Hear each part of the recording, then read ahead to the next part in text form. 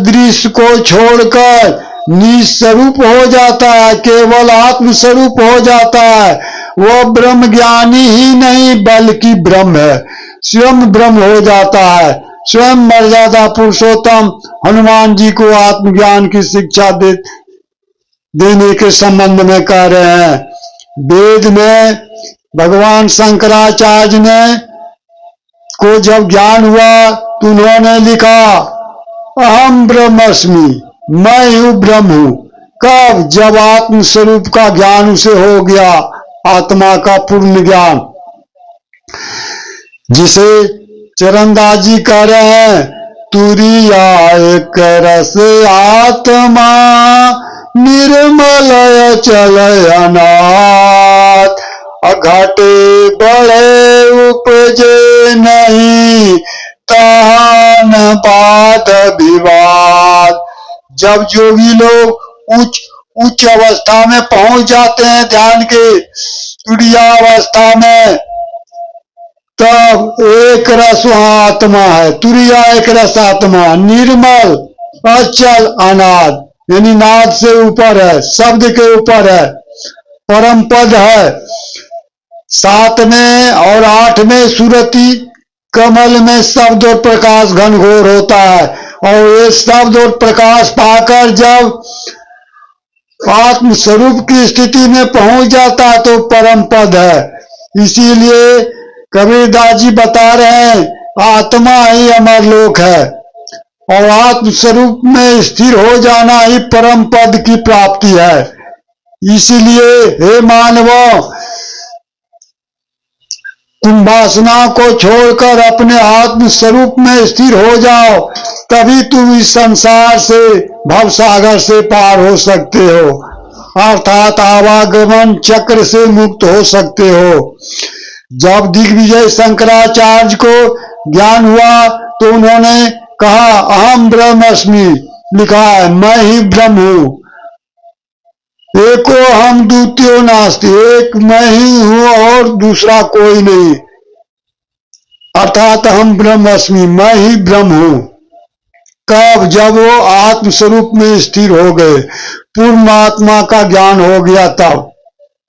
इसीलिए चरणदास जी यहां कह रहे हैं सूक्ष्म शरीर आत्मा अभिन्न लखे नहीं कोई, यही जो मन की गांठ है खुली मुक्ति हो।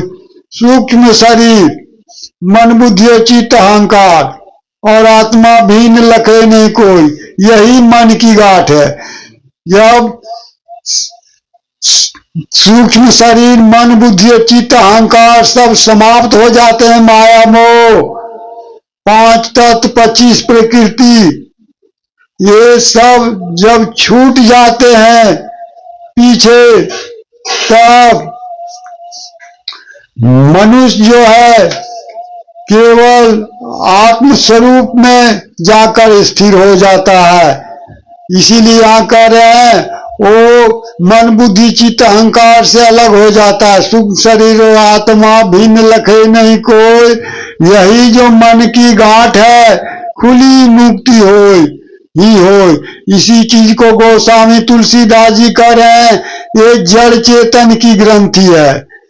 जड़ चेतन ही ग्रंथि परि गयहु, यद्यपि मिसा छूटत कठिनाई, छोड़ब ग्रंथि पाव जब कोई, तब यह जीव कृतारत होई। काग वसुन गरुड़ संवाद में स्वयं बता रहे हैं, गोस्वामी तुलसीदास जी कह रहे हैं, लिख रहे हैं कि जड़ चेतन के बीच ग्रंथि पड़ गई है, वहां तक कोई पहुंच ही नहीं पाता है और लोग झूठा मानते हैं। छोड़ब ग्रंथि पाव जब कोई, जब वो आत्म स्वरूप में स्थिर होकर वो जड़ चेतन की ग्रंथि को छोड़ा देंगे, खोल देंगे, अपने से खोल लेंगे, तब मनुष्य कृतार्थ हो जाएगा, अर्थात आवागमन से मुक्त हो जाएगा, 84 से बंधन से। मोक्ष को प्राप्त कर लेंगे। लेकिन फिर कह रहे हैं, छोड़त ग्रंथि जान खगराया, अविघ्न अनेक करहि तब माया, रिद्धि सिद्धि तेरे बहु भाई, अब बुद्धि लोभ दिखावही आई, होय बुद्धि जो परम सयानी, अतिन तन चितवन नयन हित जानी, कहत कठिन समझत कठिन, असाधत कठिन विवेक, अहो धुनाचर न्याय जो पुनि प्रतियो विवेक, छोड़त ग्रंथि जान खगराया। जब जोगी लोग आत्म स्वरूप में स्थिर हो जाते हैं तो वो जड़ चेतन की ग्रंथि उसे सूझ जाती है और वो खोलने में लग जाते हैं। उस समय अनेक प्रकार के माया जो विघ्न उपद्रव करते हैं।